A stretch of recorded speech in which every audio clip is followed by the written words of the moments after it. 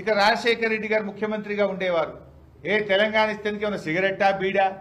100 కోట్ల మంది ఒప్పుకుంటే తెలంగాణ, హైదరాబాద్ పోవాలంటే పాస్పోర్ట్ వీసా కావాలి. ఈ రకంగా రెచ్చగొట్టే చర్యలు చేసింది కాంగ్రెస్ పార్టీ. అయినా కేసీఆర్ గారు ఆయన ఓపికతో ఒక్కొక్క పార్టీని తెలంగాణ గోస, తెలంగాణ బాధను చెప్పి 32 రాజకీయ పార్టీలను ఒప్పించి ప్రణబ్ ముఖర్జీ గారి కమిటీకి రిపోర్ట్ సబ్మిట్ చేశాం. అయినా కేంద్ర ప్రభుత్వం తెలంగాణ ఇవ్వలే. చివరికి కేసీఆర్ గారు కేంద్ర మంత్రి పదవికి, ఎంపీ పదవికి కూడా రాజీనామా చేసి మళ్లీ ఉద్యమానికి శ్రీకారం చుట్టిండ్రు కేసీఆర్ గారు.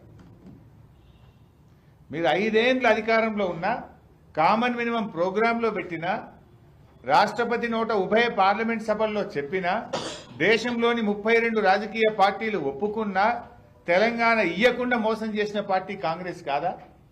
ఒకవేళ మీరు ఆ రోజే తెలంగాణ ఇచ్చుంటే ఎందుకు ఇంతమంది పిల్లలు బలిదానాలు చేసుకునేవాళ్ళు? ఎందుకు ఇన్ని చావులకు కారణం కాంగ్రెస్ పార్టీ కాదా? ఈ చావులకు కారణం ఇచ్చిన మాట ప్రకారంగా 2004 నుంచి 9 దాకా మీరు అధికారంలో ఉన్నారు.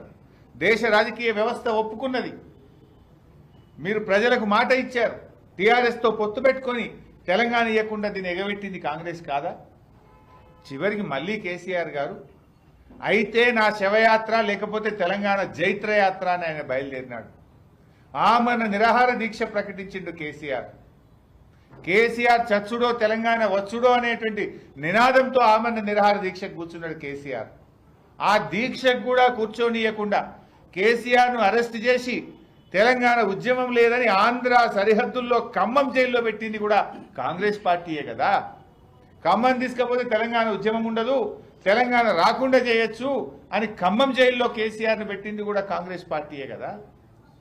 జైల్లో పెట్టిన నిరాహార దీక్ష కొనసాగి 11 రోజులు ప్రాణం సహితం వదలడానికి సిద్ధపడి కేసీఆర్ యొక్క పోరాట ఫలితం కదా డిసెంబర్ 9వ తేదీ ప్రకటన.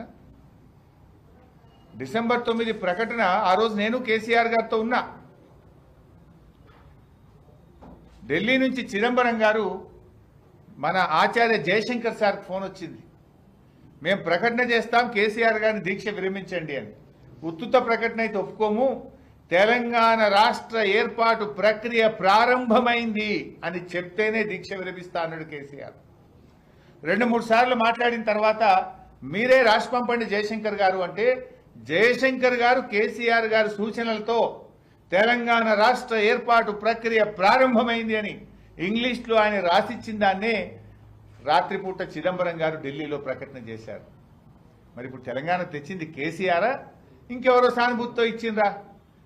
నవంబర్ 29 లేకపోతే డిసెంబర్ 9 ప్రకటన లేదు. డిసెంబర్ 9 ప్రకటన లేకపోతే జూన్ 2వ తేదీ తెలంగాణ రాష్ట్రం ఏర్పడదు.